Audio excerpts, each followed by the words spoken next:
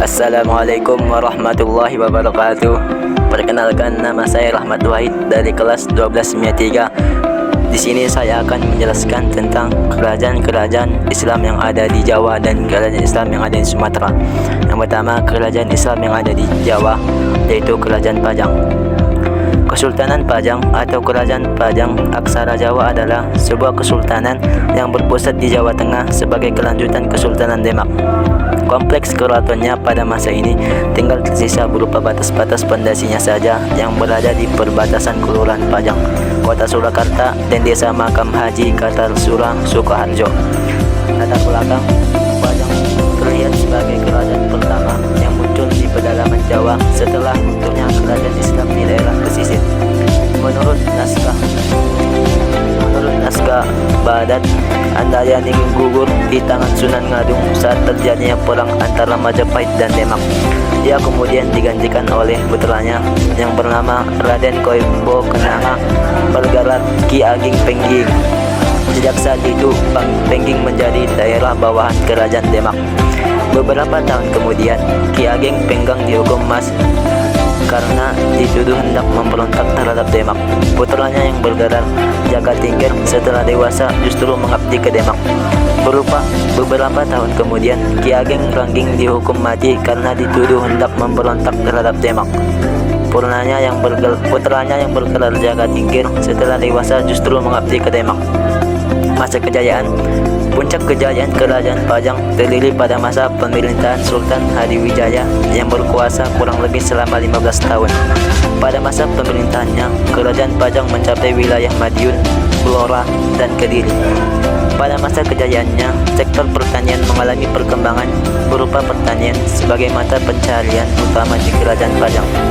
Perkembangan di bidang pertanian didukung letaknya yang berada di dalam rendah mempertemukan Sungai Pepe dan Dengkeng, sehingga menjadi lumbung beras utama di Pulau Jawa.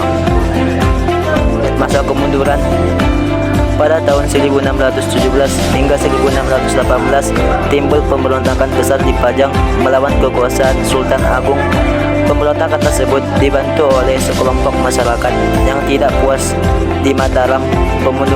Pemindahan pasukan Mataram terhadap gerakan pemberontakan di daerah Pajang tersebut, serta di penghancuran besar-besaran dan penduduk desa setempat diangkut secara paksa untuk membantu pembangunan ke kota kerajaan yang baru. Setelah bencana tersebut, tiba-tiba daerah Pajang selama sebagian besar abad ke-7 bebas menjadi lemah terhadap perkembangan ekonomi dan politik, sampai ketika cucu Sultan Agung, Mataram 41, terpaksa meninggalkan tanah warisannya, Mataram. Ia kemudian memerintahkan membangun istana kerajaan yang baru, Kartasura, di Pajang. Masa kemunduran yang kedua, pada tahun 1618, raja terakhir dari keluarga Raja Pajang, setelah menderita kekalahan dalam pertempuran melawan Mataram, melarikan diri ke Gili dan Surabaya. Selama masih memegang kekuasaan, keluarga Raja Pajang masih memiliki hubungan yang baik dengan keluarga raja-raja di Jawa Timur. Pada dasawarsa ketiga abad ke-17, perlawanan terhadap ekspansi Sultan Agung terpusat di sepanjang pantai utara Jawa yang diperkuat di Tambak Paya, sekarang Madiun. Sebagai seorang pasar, Pajang yang terakhir juga ikut melarikan diri ke Surabaya. Selanjutnya, saya akan membahas tentang Kerajaan Sumatera, yaitu Kerajaan Pajang dan Gorontalo. Di sini saya akan membahas tentang peninggalan kerajaan tersebut. Peninggalan yang pertama ada Benteng Ujung Pandang. Benteng Rotterdam atau Benteng Ujung Padang adalah sebuah benteng peninggalan Kerajaan Gorontalo. Letak benteng ini berada di pinggir pantai sebelah barat kota Makassar, Sulawesi Selatan. Benteng ini awalnya dibangun pada tahun 1945 oleh Raja Goa ke-9 yang bernama Daeng Madanre Karyang Tumparisi, karena benteng ini kemudian digunakan oleh Belanda sebagai pusat penampungan rempah-rempah di Indonesia bagian timur. Benteng ini juga merupakan markas militer dan pemerintah daerah Belanda hingga tahun 1930-an. Pada 1937, kepemilikan benteng Rotterdam oleh pemerintah Hindia Belanda diserahkan kepada Yayasan Port Rotterdam. Benteng ini terdaftar sebagai bangunan bersejarah pada 23 Mei 1940. Benteng ini dipugar secara ekstensif pada tahun 1970-an dan sekarang menjadi pusat budaya dan pendidikan, tempat untuk berbagai acara musik dan tarian serta tujuan wisata. Yang kedua, perahu Banawa. Benawa atau Banawa adalah suatu jenis kapal dari Goa, sebuah kerajaan tua di sudut barat daya Sulawesi, Indonesia. Benawa dibuat khusus untuk transportasi kuda dan kerbau. Lambungnya lebar dan lunasnya cembung, dengan tinggi depan dan belakang yang menjulang tinggi. Di kedua sisinya ada jalan kecil yang menempel pada sejumlah balok melintang yang menyatu ke sokongan. Fungsi sekunder dari balok ini adalah untuk membagi ruang geladak menjadi kompartemen yang sama untuk hewan ternak. Geladak di atas kandang tersebut terbuat dari kisi bambu. Yang ketiga, ada Masjid Katangka.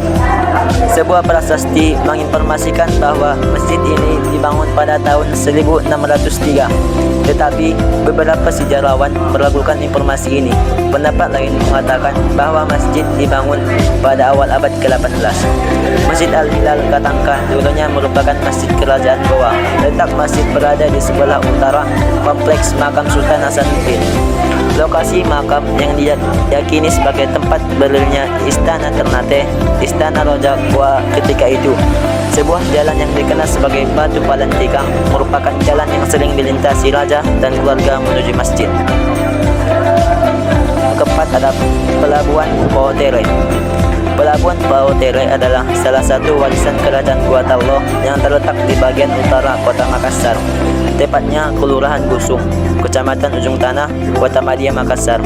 Pelabuhan Paotere muncul pada tahun 1420 ketika Raja Tallo Kairang Samaruka memimpin pasukan sebanyak 200 buah armada kapal dengan tujuan ke Kesultanan Melaka, Samudra Pasai, dan Banda Maluku. Sekian dari penjelasan saya. Saya kirim salam. Assalamualaikum warahmatullahi wabarakatuh.